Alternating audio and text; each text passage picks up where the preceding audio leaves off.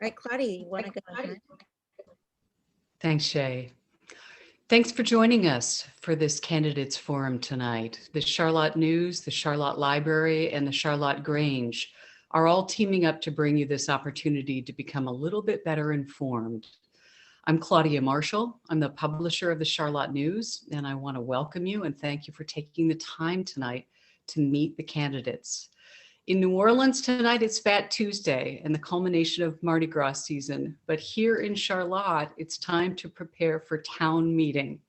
And honestly, I'd really rather be here with you all tonight. So thank you for joining us tonight and welcome. I'm going to turn it over now to the editor of the Charlotte, Chea Evans. Chea? Hi, everybody. I'm Chea.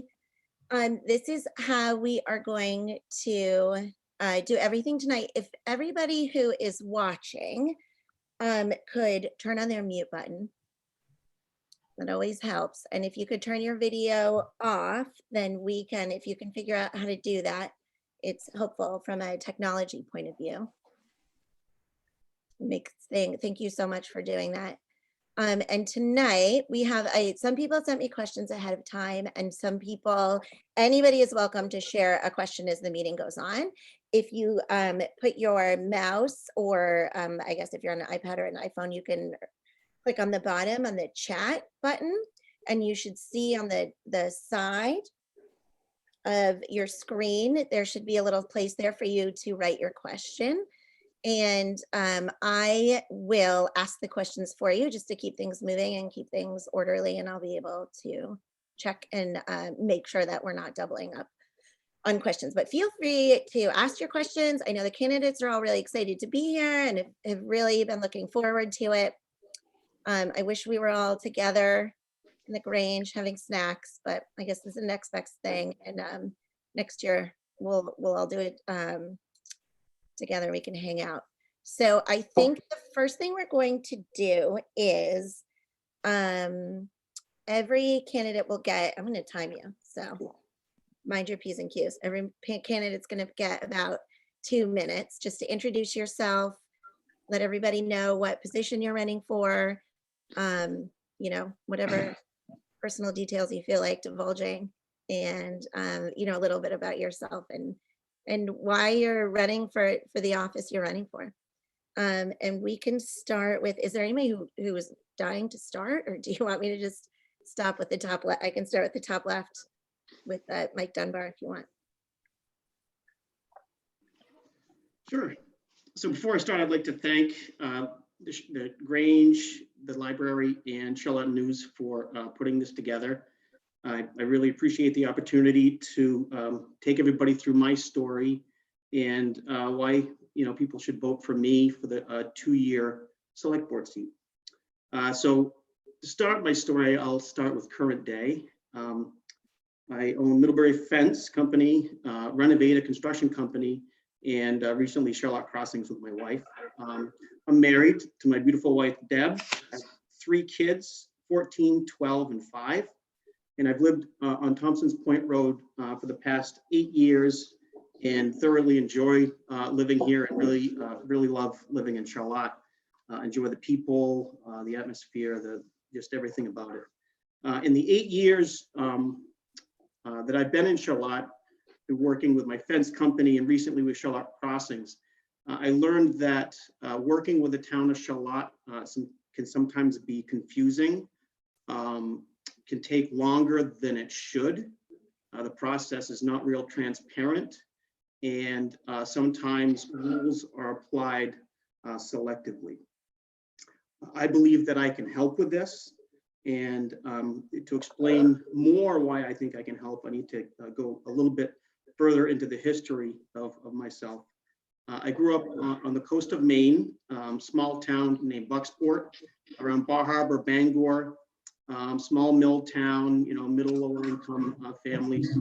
Due to unforeseen circumstances at 15, I was on my own. Lived on my own, supported myself, put myself through high school, working 2 or 3 jobs, typically in Bar Harbor, working at restaurants, waiting tables, bussing tables, basically whatever it took to make ends meet. Ended up going to engineering school in Worcester, Massachusetts, Worcester Polytech. Got a mechanical engineering degree, and my first job out of college was at IBM in Essex. Worked there 8 years, left with 5 patents. I was a manager at that point. But I had this burning need to run my own company. And one random day, I ended up at a auction for Middlebury Fence Company when they went out of business, actually. And by the end of the day, I owned the Middlebury Fence name and a ringing phone. No employees, no location, no inventory, no equipment, or knowledge of the fence business. So that was a very interesting decision. So 17 years later. For 2 minutes. Just a reminder. 17 years later, I have 30 employees, a couple companies, and really have a lot of experience that I believe can help improve the process in Charlotte, and really would like to get this position. Thank you. Wonderful, thank you. Why don't we do Louis Mudge, who is also running for the 2-year select board seat. You ready, Louis? Great, thanks, Chea. Thanks to the Charlotte News. Thanks so much to the Grange and the library for setting this up. It's amazing to see 100 people already participating. Hi, Mike, good to see you. My name is Louis Mudge. I am running against Mike Dunbar for the 2-year seat on the select board. I live here on Greenbush Road. I've got 3 little kids. One turns 6 today, one's 4, and one is 7. Let's see if I get my math right. I hope I do. One's in 1st grade and one's in kindergarten at CCS, and our little guy will be there in a few years. I'm a member of the Congregational Church, teach Sunday school there.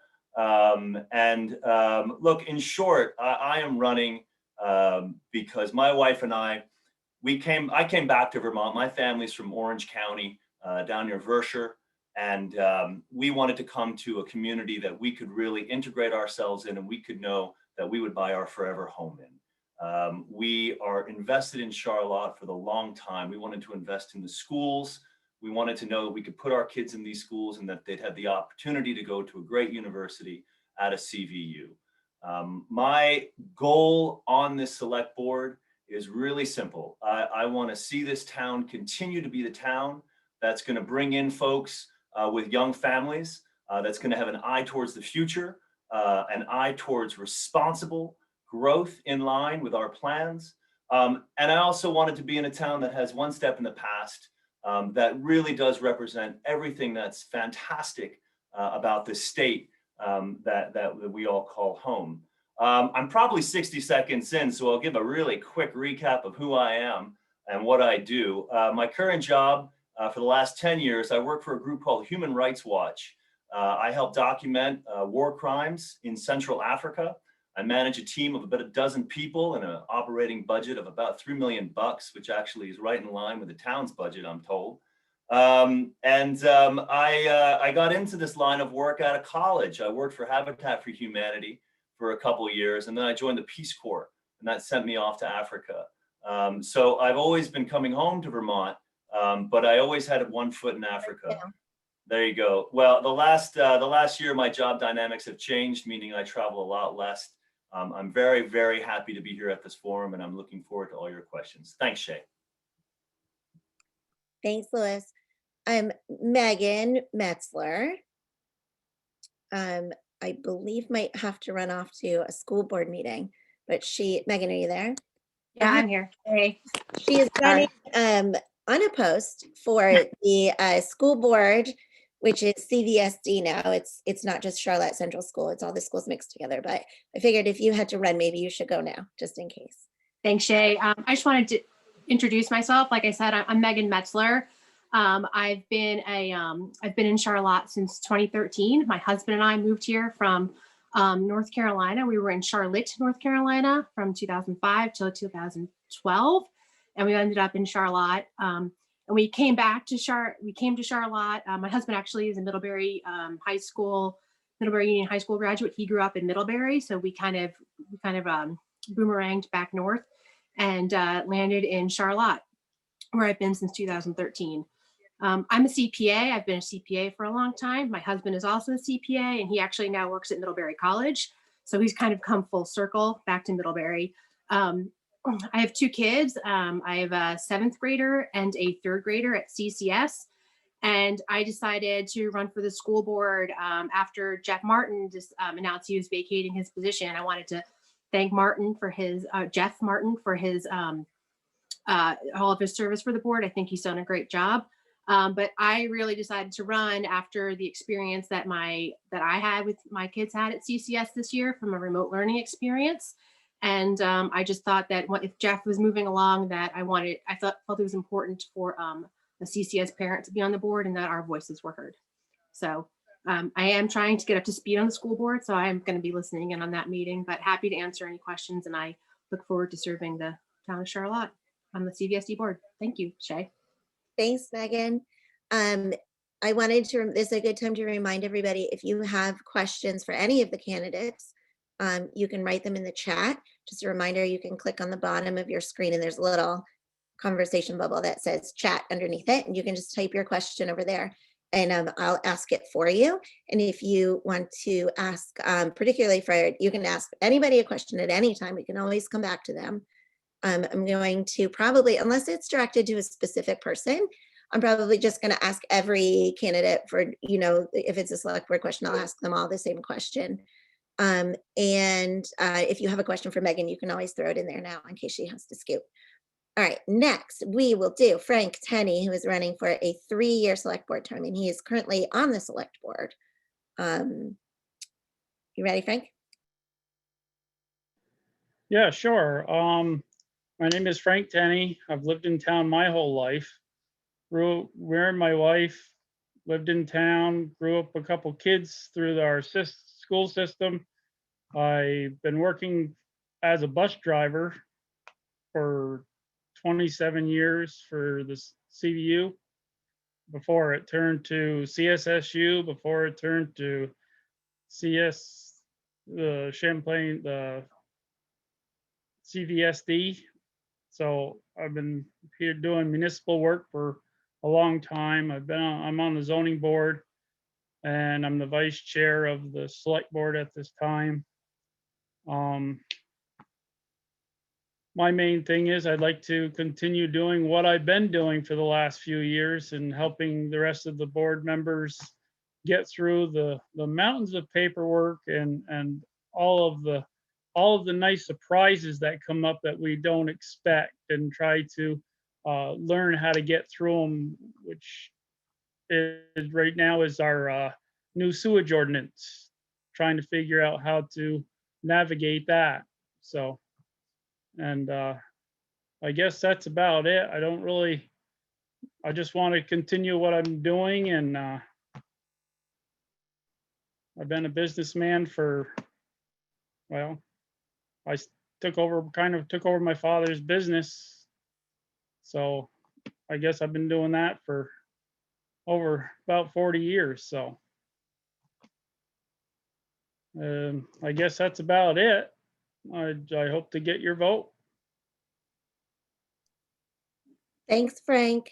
All right, and then running against Frank for the 3-year select board term is Justin Borah.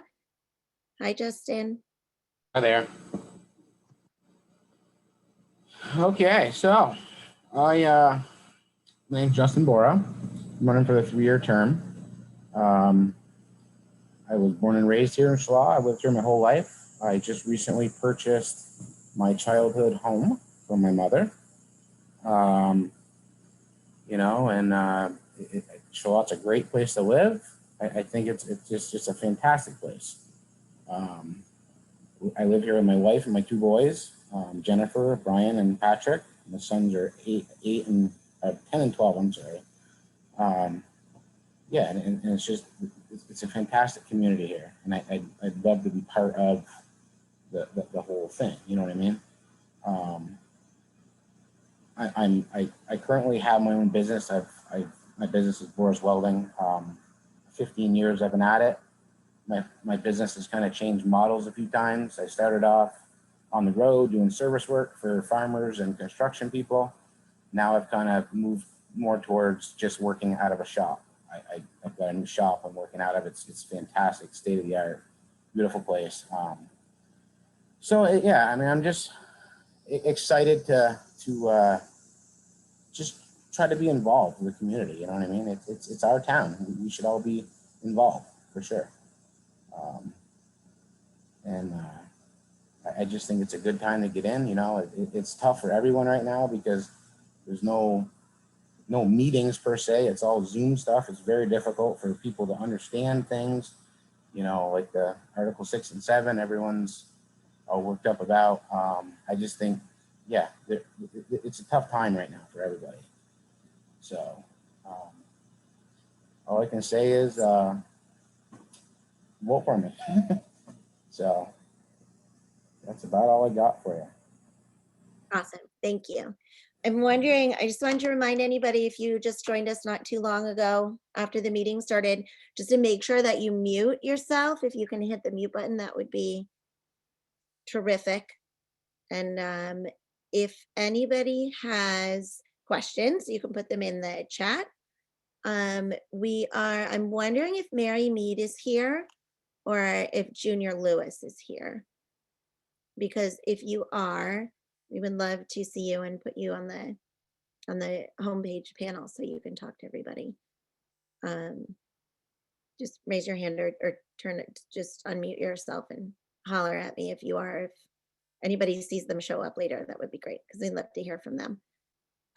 Okay, so we have a bunch of questions. Shockingly, some of them involve the East Village, Articles 6 and 7. I don't think this is a surprise. So I'm going to try and lump some of them together first. This is a good one. This is from Karina Warshaw. This is a good starting point. I'd like to remind you that it would be super fun to talk for hours, but that might not be possible. So if you could limit your answers to the questions to like a minute or two. I know it's hard and you guys have so much to say, but that's a value. But if we could just keep it to a minute and then we can get through everybody's questions at least, and make sure we touch on whatever all the people's concerns. So the first question is, what do the select board candidates think about the East Charlotte Business District proposal? This is, for anybody who doesn't know, 2 items that are on the ballot on town meeting day that we'll be voting on. One is to, I guess there are 3. They're to expand the East Village Commercial District and to alter the town plan to allow for that to happen. Why don't we, I'm just going to go around. I'm going to go in the same order I just went in just to make things easy. So Mike, do you want to start? Yes. So this, the general philosophy of concentrating growth in town centers is definitely the direction that a lot of Vermont towns are moving in. And the philosophy there is, instead of everybody having 5 or 10 acres, everybody has a smaller piece, and we preserve our open spaces, which we all want. So I agree with that. However, I do not agree with applying this to just the East Charlotte Village. We are actually creating a whole new zoning district to make this happen. And I see no reason to do that. I think it should apply to West Charlotte as well as East Charlotte. And I would like to mention that because we do not have a designated town center, as a town, we cannot apply for certain grants that would pay for things such as the skate park or such as things in the town park. So, I really do think it's important to come up with a plan to designate a town center. Thanks. Louis, you want to go ahead? Sure, thanks. You can hear me, right? My thing says mute. Okay. Look, yeah, obviously this was going to be sort of one of the first questions. I agree with Mike Dunbar to a degree. My opponent, not only is a lot of towns doing it in Vermont, but it's the Vermont plan to focus density on the village centers. I'm sure we've all been to these towns, and we know these towns even outside of Vermont where there's the sprawl. And I think we absolutely, as Charlotters, want to avoid that. We want to avoid that type of sprawl. How to do it responsibly? how to do it transparently, how to do it where everyone has had a fair say in the process. That's where I think someone like me can come in. I have tried my best over the last weeks and months to get up to speed on Articles 6 and 7. A lot of folks on this call I have had conversations with about it. I agree in principle with the town plan. I do not want to come off as someone who's not being genuine. I agree in principle with the town plan of concentrating density in the centers. I also hear the concerns about procedures on how this plan has been implemented. And what I'd like to say is that I think this is a fantastic occasion for someone like myself who has absolutely no vested interest in East Village, West Village. I have a house on Greenbush Road and that is it. That's all I'm invested in. What I will offer on the select board is a sound, reasonable assessment of what the planning commission, what the zoning commission have come up with. I will listen to each and every constituent, and I will make the decision to the best of my capabilities to any type of development project that comes in, recognizing that it needs to fall within the remit of the town plan. Thanks. Frank?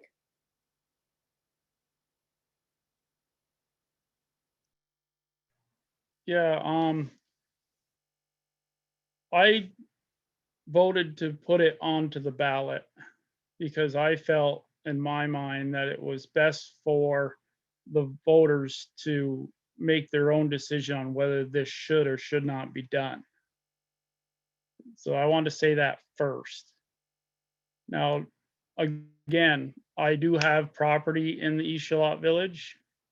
I admit that. And if people want to say it's a conflict of interest for me to talk about it, you know, that's their prerogative. I understand that being out there. I look at it as I didn't think the expanding the commercial village district to be probably the proper way to do it, because I'd like to see businesses in the village district, in the commercial village district. And to create the 1 acre zoning for residential kind of defeats a little bit of the purpose of having a village commercial district. First of all, you know, and I understand that the town plan says that we should concentrate more of our housing on in the village district. That's understandable. I think responsible growth, as Lewis said, is a goal.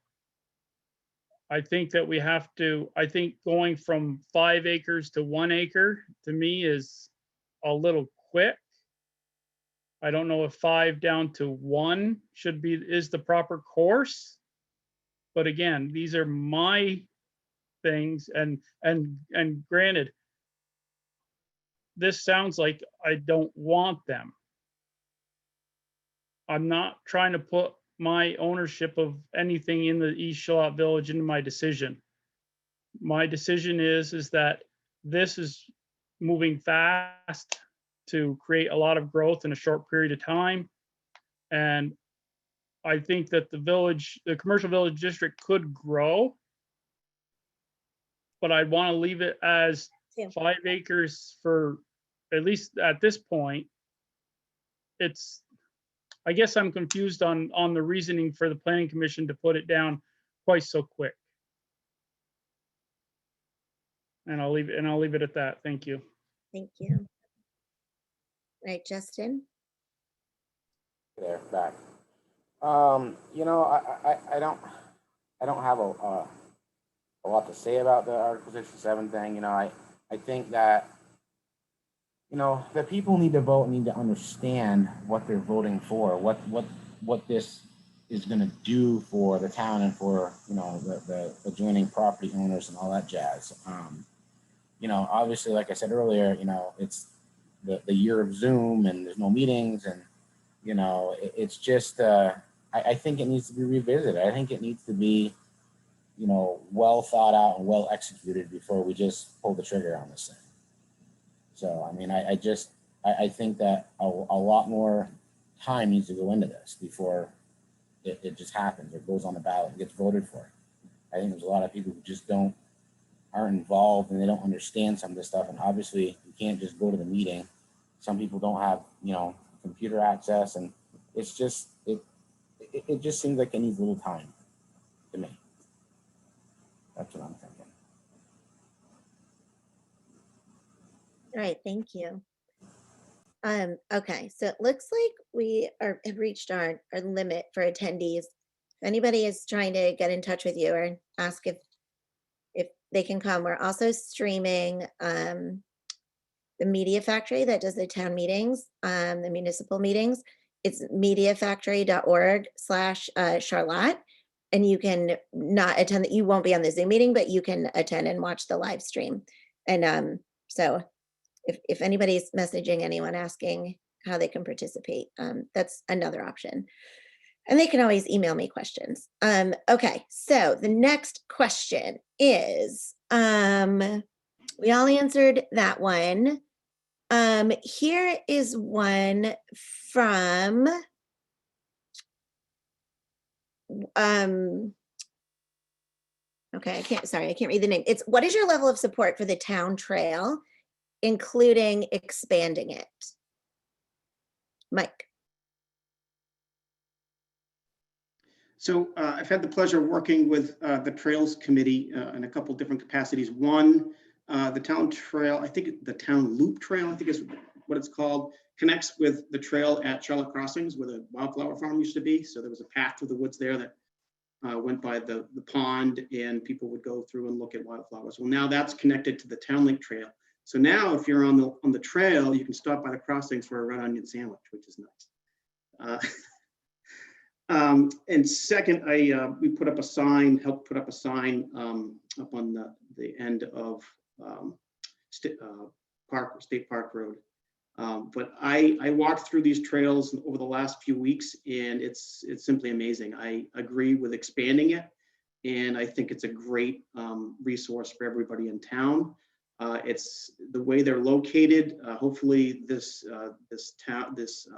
rec center is going to happen. I think that's very exciting.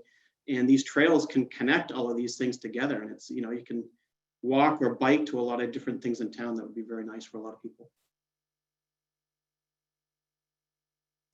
Thank you, Louis. Yeah, trails. So anyone here that's on the Conservation Commission will know that, you know, yes, trails in general are a very good idea, but there is consequences, and I think we've seen that in COVID. We've seen a serious increase in the number of people who have gotten out. Objectively, that is a great thing, but we do need to take into account the ecosystems that these trails affect. And you know, I'm an avid hunter. Apologies to any vegetarians on the call. You know, I like to get out off the trails and experience some of the more wilder corners of the state. And I do recognize that when you do increase vast networks of trails, there are consequences. Having said that, the trail network is one of the many reasons that we moved here. The premium on the protection of this space and the drive by the Trails Committee to make this space accessible is really, I do think that demonstrates the values of this town. So I am a supporter of the trails. I'm a supporter of maintaining them and expanding them responsibly. And you know, I do think that frankly, the more people we can get out moving, the better it is for their health, and it's definitely better for their minds. So I would knock myself in the supporter of the town trail box. Thank you. Frank. Yeah, I'm in support of the town trails. Louis said a lot of just about everything you could say about the trails. But we have our trails committee and our trails steering committees, and they do a lot of hard work with getting easements, getting bids on the trails. You know, They finished the state park part of the trail this year, which was great, you know, and then they're working on getting it down towards the lake around Ferry Road. You know, so there's a lot of good work going into that, and I'm in support, and I'm hopefully someday we'll be able to have a connecting network. I know there are some spots out there that are kind of all on their own, and I'm hoping that in the future we'll be able to get all these trails connected and have a real network of them. Thank you. Thanks. Hey there. So yeah, I think the trails are great. I think that it's been a huge thing, like Mike Dunbar said and Lewis said about during the COVID thing here, everyone gets to get out and get some fresh air and get some exercise and, you know, get out of the chicken coop per se. So I think they're great. I think there's some misunderstandings about the trails too. You know, you just got to make sure that all the things that people think about trails, they're great, but there's you know, you just have to be sensible when it comes to, you know, adjoining property owners' rights and all that stuff. You just got to make sure that it's everything that everyone wants, you know, to travel through that corridor, through that particular area, and you know, then it comes down to the spending to maintain these things. You know, it all has to be sensible. Like, we may all have to pitch in to help with this stuff, you know, because not everyone uses the trails. So, you know, I mean, it's a great thing. It's absolutely great. And like Lewis was saying, you know, it doesn't have an impact on wildlife. I think it probably does, because it's not just walkers, it's dogs, and it's, you know, it's a lot of stuff that people don't think about. But, you know, sometimes it's very busy, sometimes it's very quiet. There's not hardly any traffic on the trails. But I think it's good. I just think it needs to be well executed, you know, to connect these things together. So that's where I stand. Thank you. All right. Our next question is, what is your philosophy for growing the tax base to support town and education budgets?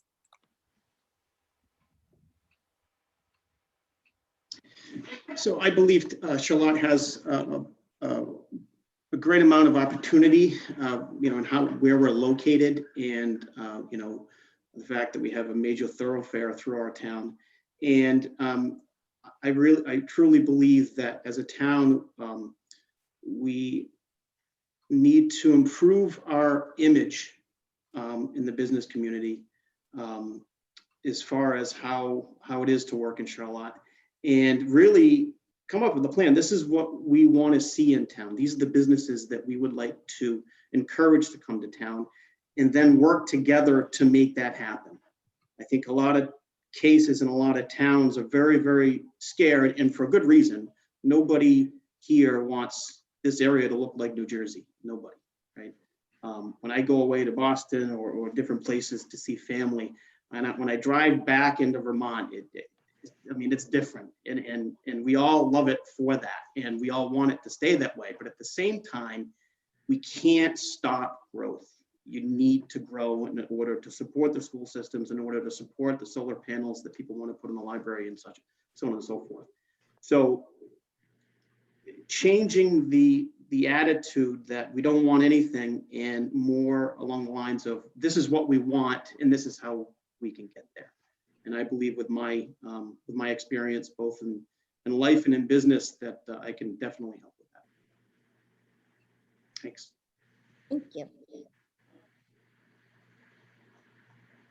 You want me to go, Chea? I saw Dean had just made a note about switching up the order. Do you want me to take this one and then we'll switch it for the next question? Sure, go for it. Sure. Or if somebody else wants to go first, that's cool too. I'm happy to go. I mean, look, I'd like to push back a little bit on Mike on that. I mean, we might have an image issue with the business community, but I can tell you down in Orange County near Barre, we certainly don't have an image problem as a town. This is a town that people want to move to. This is a town that people want to bring their families to. This is a town that I wanted to bring my family to. You know, this is we're close to Burlington, Lake Mountains, and awesome schools. You know, this is a great place. It's also a very welcoming place to be. Amazing people. What I would like is, you know, it took me, look, I've worn a few hats in my life, but it took me about 15 years to get the money to buy a house in Charlotte. Now we're very happy, and this is our home. I'd like to increase the tax base by addressing this problem that Vermont has more generally. Now I know that Charlotte is not Orange County, Vermont, but the state has a demographic problem. And the way that we can address it is we can try to make younger families come in and not have to spend so much money, not have to wait so long to buy those houses. How do we get homes where some of those families with the young kids, or some of the families who might get the young kids, can come in and set themselves up and live in this town, invest in this town, put their kids in our schools, and want to pay the taxes to stay here? That's really something that drives me. I'm 43 years old. Sure, I got a bunch of years ahead of me, but I'm no spring chicken. I love to see families in their late 20s coming here and setting up shop. You know, I'm considered a young family in Charlotte. And I'd like to get some younger folks in as well, because really, friends, I can tell you from a Vermont perspective, this is where everyone wants to try to come to. This is where everyone wants to be. Thanks.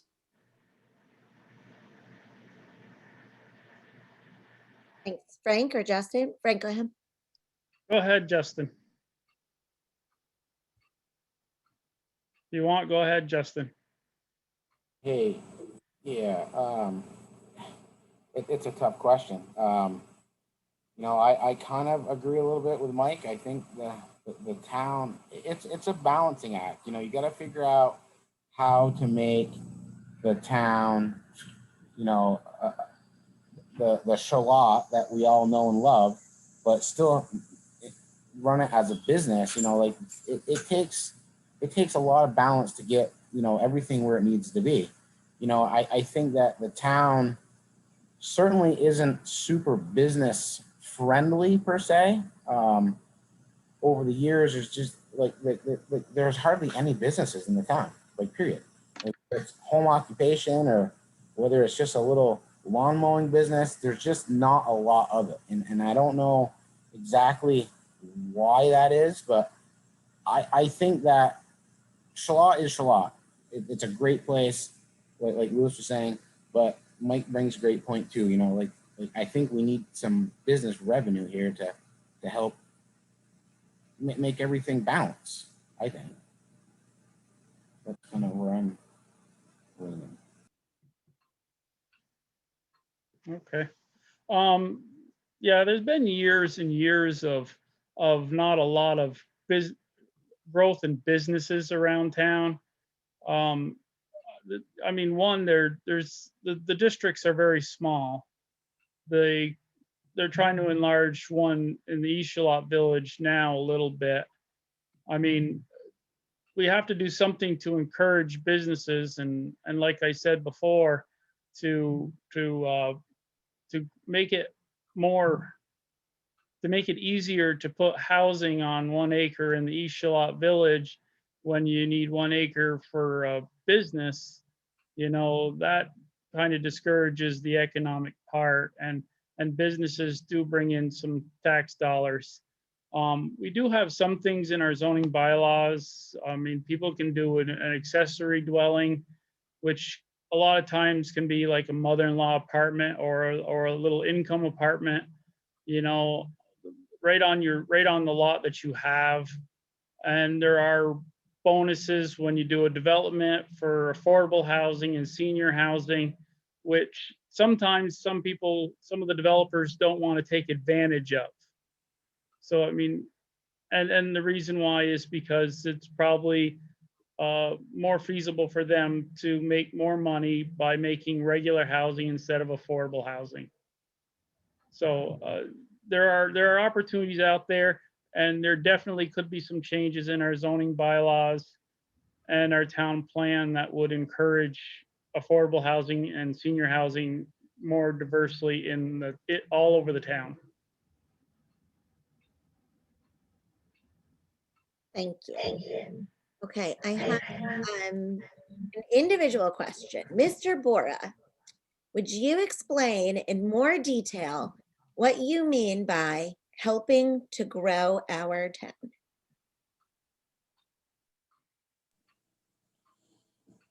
I just think that Charlotte is just a great place. I just feel as though, we have to do some things to get to the next level per se, whether it's, the affordable housing, or it's, trying to promote some business here. I really, I don't honestly know exactly how to explain what I'm trying to tell you. It's a problem. It's just, I want to be there to help. That's all. I mean, I just want to be involved, and I want to try to get some things done. Thank you. All right, now I have an individual question for Lewis. I noticed in his email literature, Lewis Mudge supports development that will reflect Charlotte's values. Which values are those exactly? Oh, and it says also curious how long he's lived here and where he moved from. But I believe you answered that already. So Yeah, but just to be clear, bought the house in 2017, moved from Nairobi, Kenya, where my kids were born. So hope that clears that up. Family from Orange County. Look, I tried to answer this earlier. I want to be as clear as possible because I know Article 6 and 7 are really like hot topics here. I am not someone who is anti-growth in Charlotte, meaning, and I'll be very specific, meaning density in housing. I think it has to be done right, and it has to be done on the town's terms, and it should fall within the parameters of the town plan that we have. And I know not everyone voted for this town plan. It's an imperfect document, but it's a pretty good one too. So I would like to see this town grow in a way that focuses on the villages, both east and west, that avoids the sprawl that we see when we're driving towards South Burlington, that preserves the vistas and the views that we cherish in this town, and that we hope, we can live with for the rest of our time here or the rest of our lives.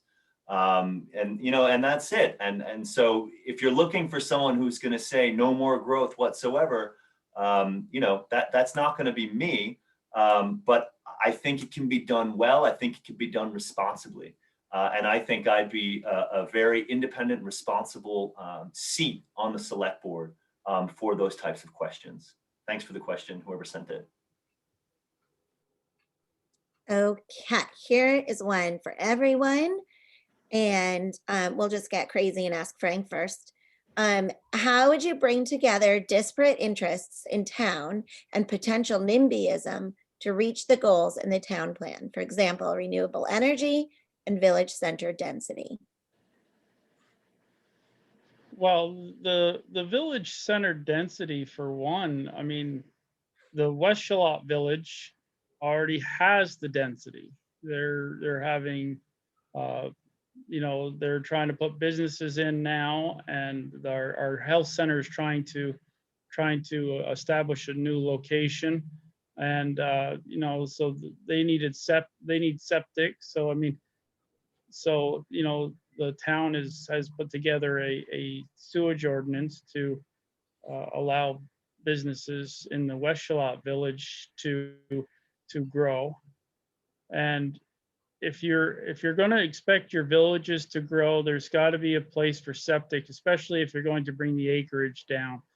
So you're going to need to make sure that your infrastructure is there for this growth. And again, we need responsible growth. I don't think anything needs to be, go so fast that it's going to change overnight. And as I said before, the Article 6 and 7, those are individual articles that can be voted on. But again, as I stated in my letter in Front Porch Forum, there's nothing that says that our zoning bylaws are broken at this time.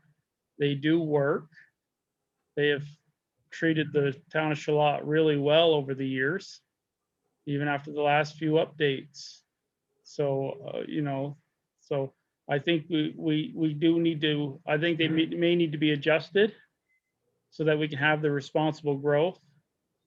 For renewable energies, you know, the town of Charlotte has, the energy committee has been working hard on trying to find solar sites around town, working with regional planning. They've come up with a lot of good ideas and good suggestions. They're, you know, they try to get solar on the library, which I'm not against. I'm hoping that, you know, if it's feasible and that it can be, that something could be put, maybe not on the library itself, but on any other town building. And we've incorporated the energy committee on some of the newer things, including the new community center and even the salt shed.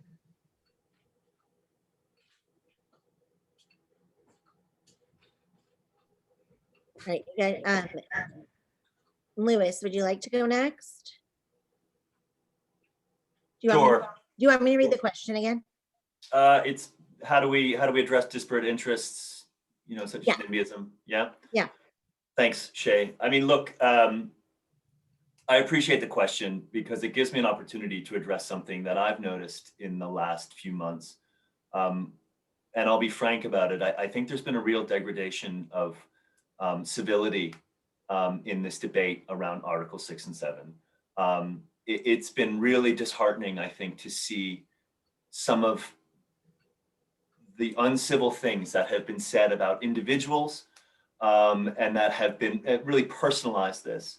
So I can tell you, whoever asked the question, I can tell you generally the way I'm going to handle disparate interests, such as NIMBYism or such as people who are either for or against, you know, a solar plan. And I'm generally for solar, by the way. I will handle those disparate interests objectively. I will handle them transparently. And, you know, I will promise everyone on this call, and folks who've reached out to me already will know this. If you call me or if you email me, I will get back to you and I will listen to you and I will take notes. You know, I was a researcher in my former job. I will take notes. I will listen to what you're saying. I will incorporate into how I am interpreting your opinion. NIMBYism, you know, that is kind of, we are seeing NIMBYism now in some degree with this question. And it's, I understand the concerns of some of these folks who are neighbors on what could potentially be this new economic zone. But I do think we can get to it generally in a mutually respectful way. I really hope we can get back to that place, because I have to tell you, if you're looking for someone who is going to throw jabs and be unpleasant to be around and sort of look to get the upper hand, I'm not your guy. So I really just hope we can get back to having pretty civil conversations with each other. We're never going to agree on everything together, but let's remember, we all live in the same town, send our kids to the same school, shop at the same shops.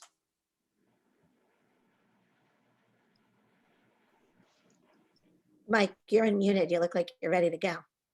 I'm ready to go. So this is a very good question. It's, you know, it's such as life. There are a lot of situations where, you know, there are different ideas, and, you know, the key is to educate everyone on what is going on, understand the concerns that everybody has. And, you know, on the select board and on these boards, it's their responsibility to understand these things and execute a plan that will work best for everybody. As you said, Lewis, at the end of the day, you know, you can't make everyone happy. It's a very difficult thing to do, but what you can do is make sure that people are treated well, everybody understands what's going on, and all the data is out there. And I agree with the non-civility stuff that's going on with that article, but I do understand that, you know, a lot of people do believe that things were not real upfront as far as, you know, why this was happening, how it happened, and the time frame that it did. And I think that could have been resolved by better communication. Thank you. Justin? Hey there. Yeah, so I mean, they've all kind of touched base, and it's all they're all relevant, they're all right. You know what I mean? Like, if you want to talk about Article 6 and 7, you know, it's just a complicated scenario, and I just think it needs to be slowed down, and everything needs to just slow down. But solar stuff, you know, I think solar is a great thing. I think that, like Frank was saying, you know, there's a right place and a wrong place for it. I think if you want to put them on roofs, that's great. I think ruining a perfectly good field that someone could farm is a terrible idea. You know what I mean?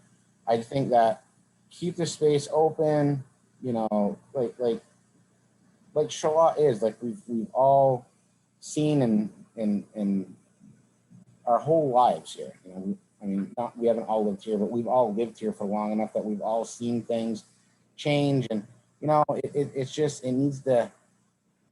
need to keep it we need to do things sensibly in the right way. You know, there has to be a lot of thought that goes into this stuff. Thank you. Okay.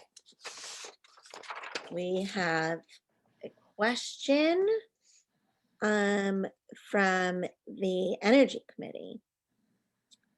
What specific steps will you take as a member of the Select Board over the next 1 to 2 years to lead the town toward meeting our goals for greenhouse gas emissions reductions and renewable energy generation as described in the town plan? Justin, you want to get this one? You want to go first?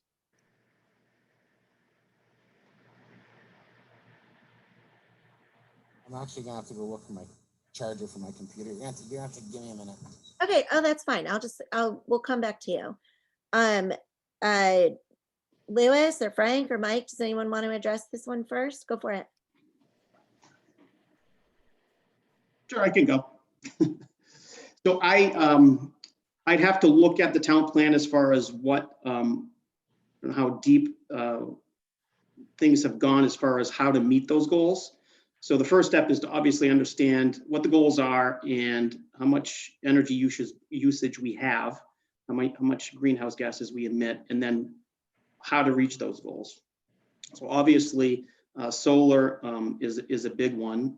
I'm a big supporter of solar, and I do agree with Justin in that I think it belongs on roofs and on things that are already there. I don't agree with filling fields with these ground mount systems that you're seeing popping up everywhere. I don't agree with that.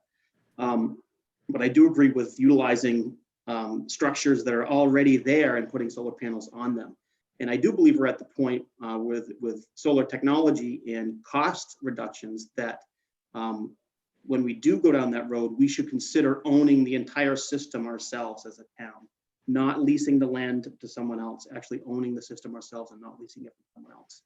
Combining that with battery backup as well, and because that will actually enable a true off-grid situation when you do lose power. So. Thank you, Frank. Yeah, when I talked about sites around town that the Energy Committee was looking at, it wasn't necessarily open fields. So a lot of them have to deal with like old gravel pits and stuff. So again, I agree that the rooftops is one of your best solutions. The battery backup, I think in association with the solar panels is good. So it makes a complete system. So if the power does go out, you got something that's almost, it's not a generator, but it's at least something to hopefully get you by. We have our electric plug-in that's been put at the town hall. That was one step that the Energy Committee got through, and it got installed. And they're working on weatherization of, helping out with weatherization. They got their energy shelf with materials. And, all these little things just keep our steps forward in getting us, hopefully carbon zero. Thank you. Great. Yeah, Frank. Those are great. Those are great specific points you're bringing up. I mean, look, there's 100 people on the call or 91 folks. I full-heartedly believe in science, and I absolutely believe in climate change. And I got young kids, and I've seen the damaging effects it's caused in Africa. So this is something that's very personal to me. I'm not a scientist. This is, not to go back to Article 6 and 7, but one of the reasons why I'm slightly distressed by this whole dialogue and this lack of civility is that we did have a planning commission put forward a plan to the select board. And I would like to be in a position where I believe in our energy committee. And I'm not going to be the expert. I'm going to defer to the experts. And when you say, look, we've done the research, and this is what we think is the best step forward to implement this project for smart power for generations to come, and to do our bit versus our town plan, also the state plan. I mean, this is a Vermont-wide issue. I will absolutely, as long as that is a sound plan, I will be looking to put it to the voters. I'll be looking to push that forward. I'd also like to say, I see Mike Yantanchka's on the call. I would like to see our select board calling Mike, figuring out what we can get the state to pay for. How is this in line with Montpelier? What can Montpelier chip in? I certainly don't want to see all this growth come on the backs of us, the taxpayers. So I really would like to see, and on this issue and other issues as well, I'd like to see open communications with Montpelier to basically say, look, folks, we're trying to do our bit here. We're trying to be responsible. But what can the state chip in to help us out as well? Thanks. Thank you. Justin? Hey, yeah. So, I think that, Lewis brings up a lot of great points. Everyone really did. Trying to go green or lessen our carbon footprint. It's a challenging thing. But like Lewis was saying, it can't just come down to the taxpayers, or there has to be some grant money. There has to be something somewhere to help with this. And is it putting in, taking out some out of date, heating systems, putting in some heat pumps? There's so many things to do, so many different areas to lessen, our carbon footprint per se. It's just mind blowing how much out there that we can do to lessen that. But I just think it takes some time and some serious studying, and you just got to do a sensible thing, and be responsible and try to make everything as good and green as we can. Thank you. All right, our next question. Water is an issue in the West Village. If we concentrate development here, what will be the plan for infrastructure, such as water, for such development?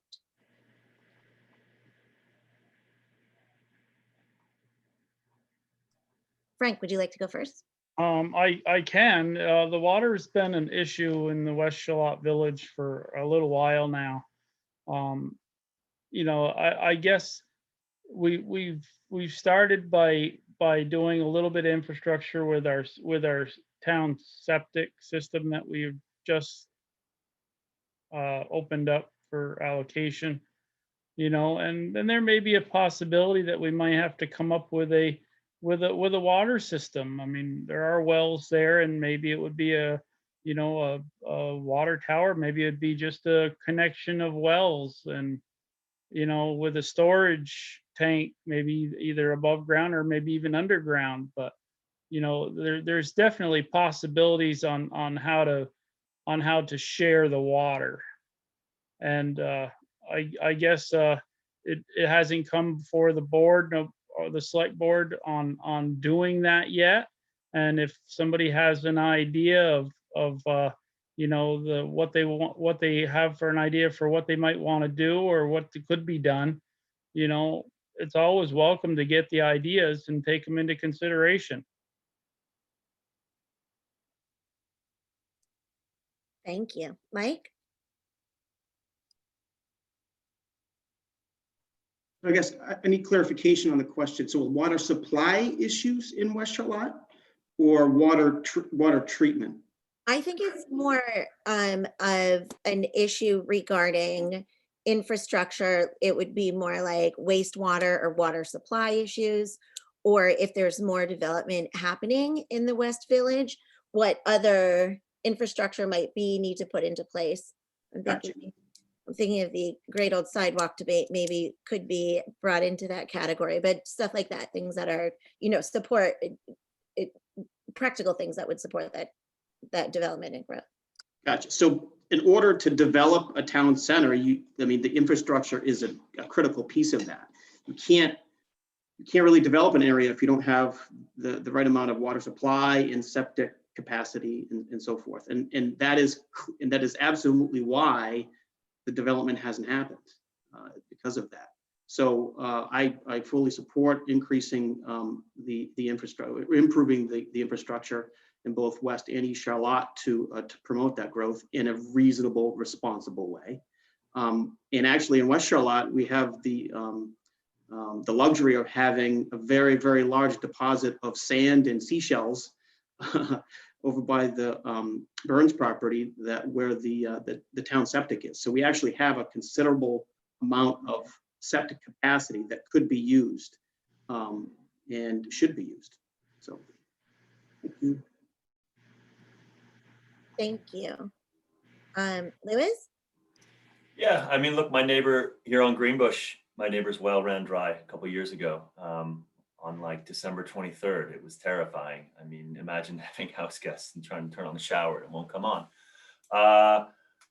It continues to concern a lot of us here in the village, this issue of water. And last summer, you know, a lot of us were sort of swapping text messages and very concerned about it. Look, environmental stuff, solar panels, you might be able to get Montpelier to pay for it, but no one's paying for water except the taxpayers. There is no way as a select board member, I'm going to get behind building out infrastructure at our cost, at the taxpayers' cost for a future development down the line. The only way I think the West Village is going to get developed, as I'm on the board, as if the water is existing and the tests have been done to make sure it's going to happen. So I am not ready to commit. At the end of the day, the town budget is very small after you take into account fire department and salaries. So I'm not going to commit to doing studies for some future down the line project that maybe it'll happen or maybe it won't. Someone wants to come forward within the town plan in West Charlotte, and if it passes all the zoning and planning and they do the tests and the water's there, that's what the professionals say. But as of right now, I'm loath to commit to anything in terms of additional growth with regards to water, because it really is affecting us here. Thank you. Justin? Yeah. I mean, I think these guys all bring valid points up, Lewis especially, I think, and Mike especially, I mean, septic, I don't think is a huge problem in West Charlotte. I think water potentially is, and like Lewis was saying, it's hard to get behind spending millions and millions of dollars on a water treatment plant per se. You have to do all the proper tests and all the rundown, all the breakdown of all the compositions and all that stuff in the water to make sure it's all safe to drink. And there's good chances that if you wanted to build a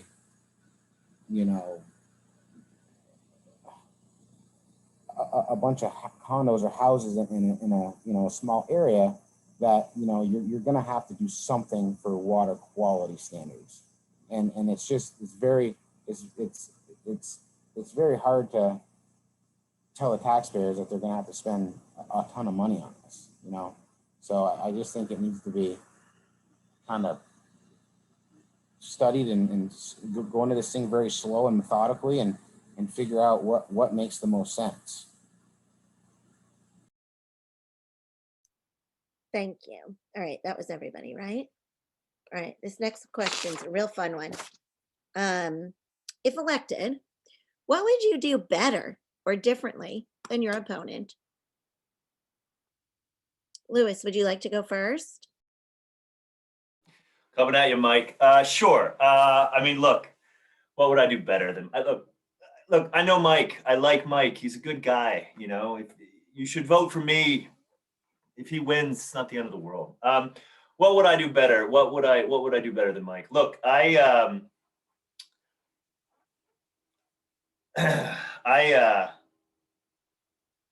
think I bring to the table a perspective that is completely independent from the business community. Now, I recognize Justin and Mike. I recognize that you know, you think there needs to be more amenable regulations toward the business community here in Charlotte. I'm not a businessman. I'm on a salary, and that works for me. I am pro-growth. I like business, but I'm not going to look at it purely from that lens. I'm going to look at it from an all-encompassing lens, these issues.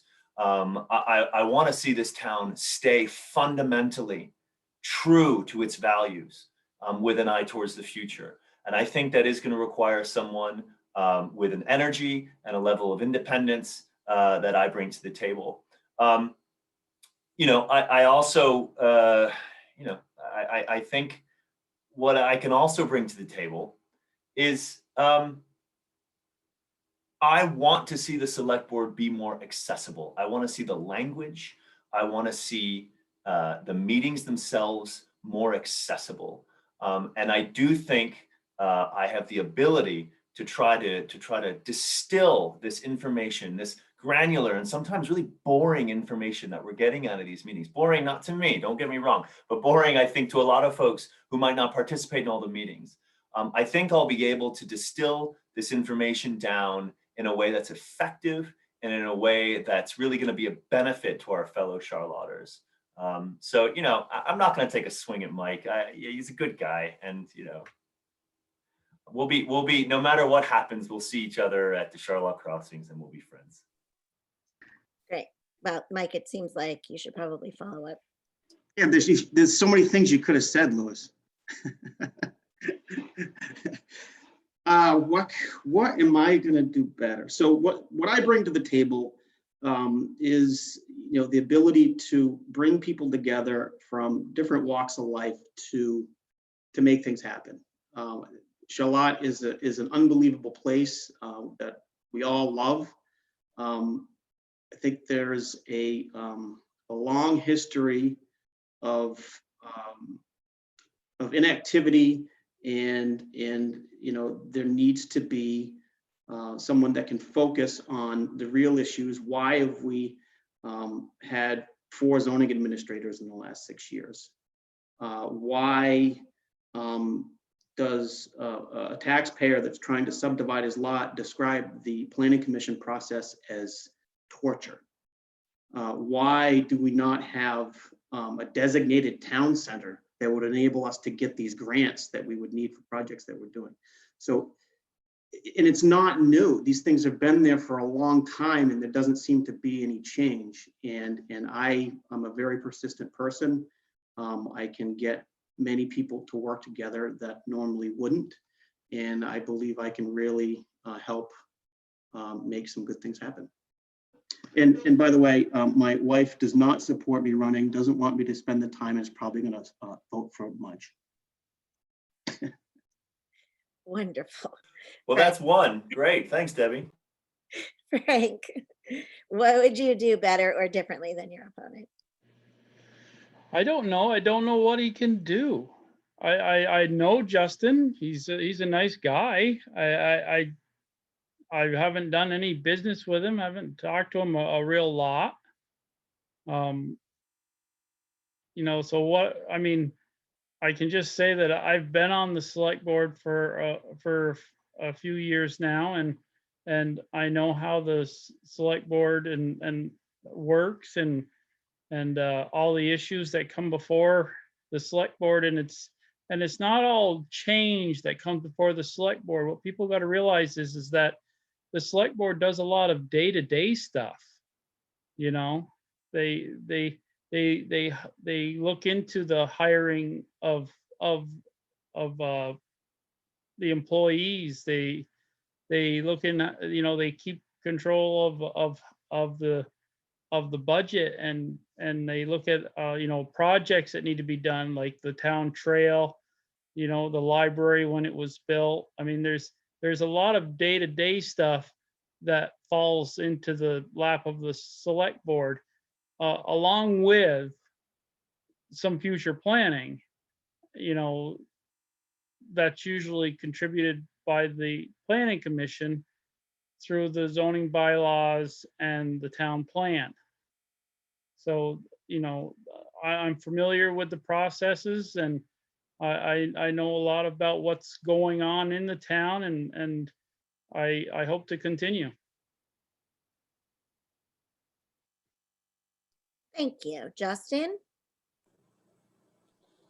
Yeah, I'm just eager to serve my fellow Charlotters. I don't know that necessarily I'm going to do anything better than Frank. I just think I want to be involved, and I want to make a difference in our community. You know, more than anything else, I'm at a point in my life where I'm ready to lean into it and try to help the town as a whole, make things better, good. You know, just try to do the right thing. You know, responsible. That's basically it. Thank you. Okay, we have a bunch more questions, and I mean, this would be fun to just stay here and talk about this all night, but I'm going to try to get to them. If you asked a question in the chat or you emailed it to me earlier, I'm going to try to consolidate some of the ones that are similar, just so we can get people's perspective on these views and candidates. I'm going to start cutting you off after 1 minute instead of 2. So you're going to have to either talk fast or leave a bunch of stuff out. Are you ready? This is like a speed round. So my next question is, and okay, so we got this question actually a couple times in varying degrees of years. People are concerned about the future. Do you think, what is your vision? What do you see for Charlotte in 20, 30 years? Justin, would you like to go first?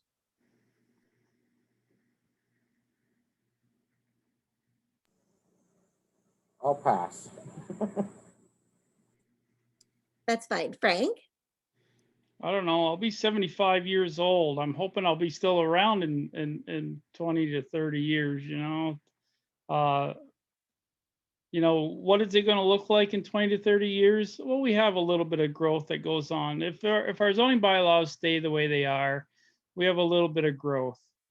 You know, I mean, everybody, all the developments, there's designated open lands, there's, you know, there's wildlife corridors that exist now that can't be changed. So, I mean, I don't see I'm hoping that there's not a big change, but again, we have to move forward. There's going to be development. I'm hoping there are a few more amenities in town, you know, and that's my hope. I'm hoping it doesn't change a lot. I like the town, and I'm probably gonna live here my whole life. Thank you. Lewis? Yeah, I mean, look, Frank, it's great to hear that. I see Charlotte 20, 30 years from now. Thankfully, my kids will be out of the house. I don't know, the snow day kind of killed me today. I can't see, if you can see the bags under my eyes, it's not what I usually look like. I see a town that is really solidified itself as northern Addison County and not southern Chittenden County. The growth that comes out of Burlington still continues to really worry me. I love proximity to that town. I love being in this town.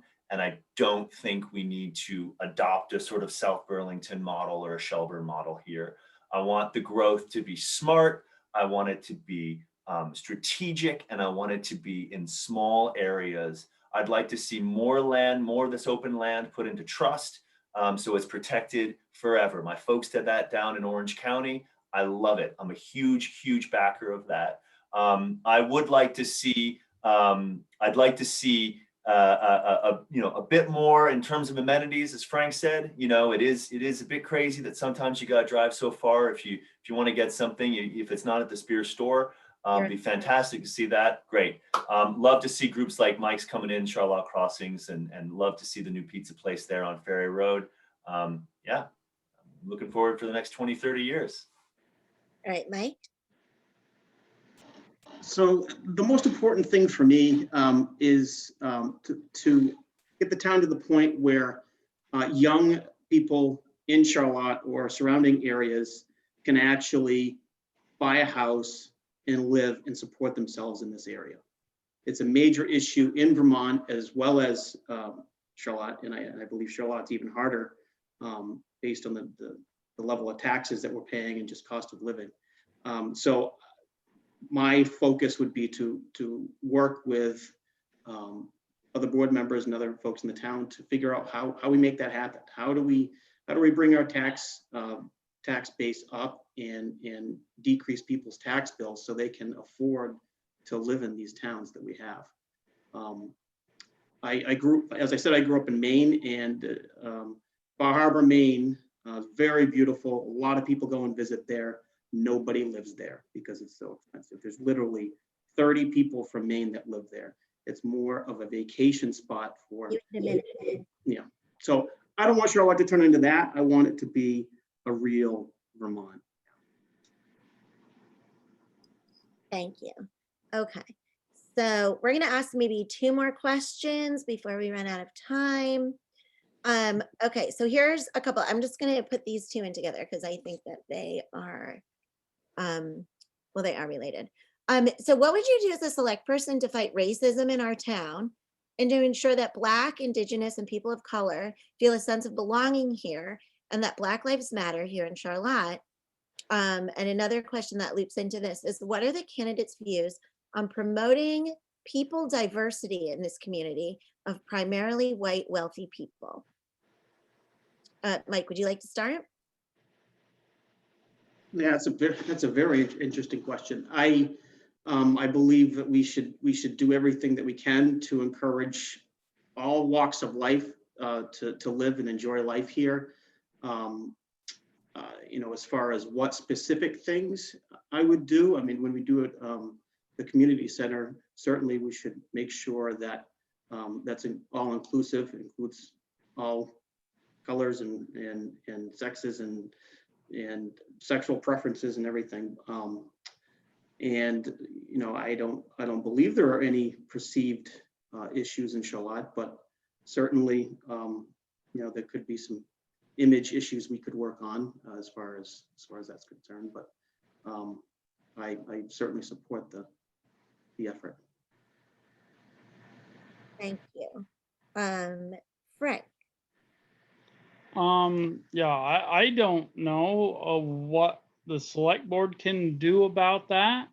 I mean, I'm for anybody that wants to move into town. I do not judge people, for race, religion, sexual orientation. I don't judge anybody like that. I know the Clemens family farm is doing a lot for the town for its image in that respect.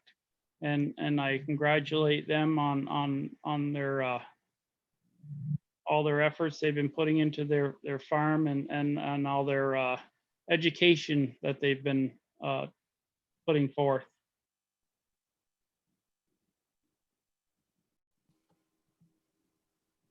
Thank you. Who do we have left? We seem to have lost Justin.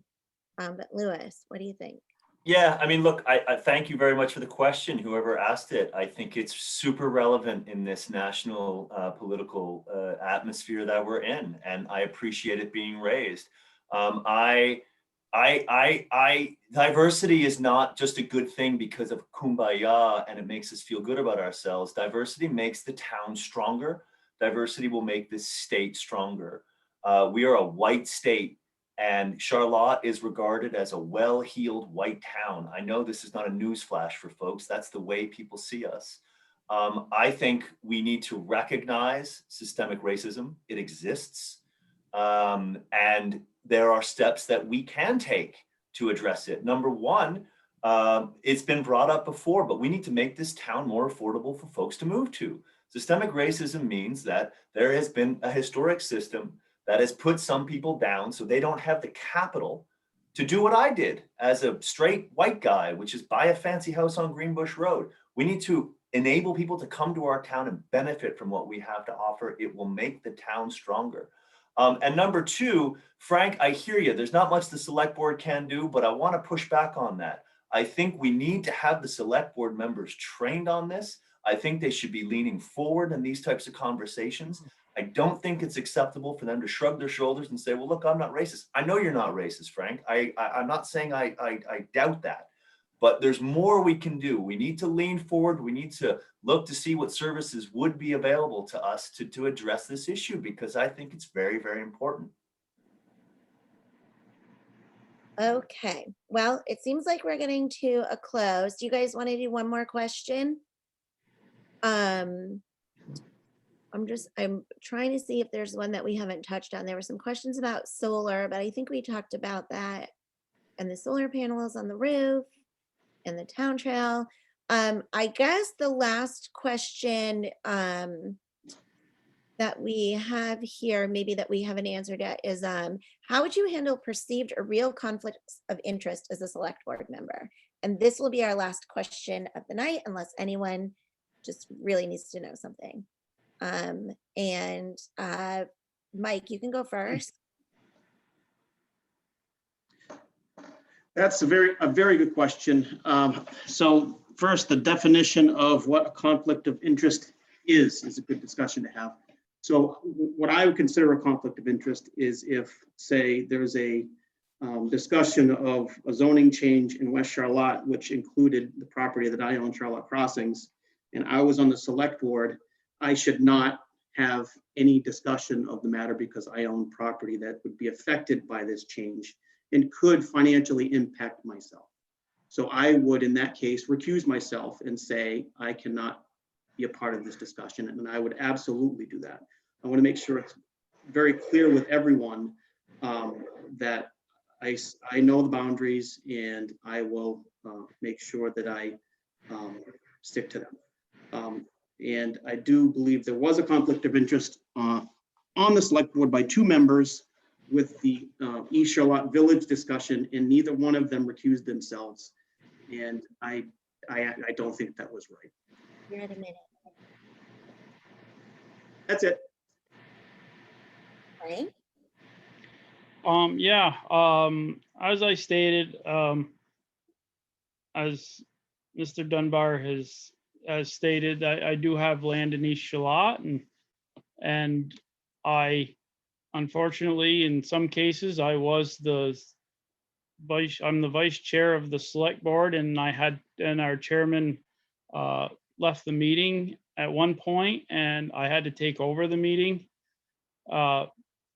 Again, I held off until pretty much tonight on my opinion on whether the zoning bylaws that were recommended by the planning commission should go through or should not go through, or had any input myself on it unless asked directly. So I tried to remain as unbiased as possible through that particular thing.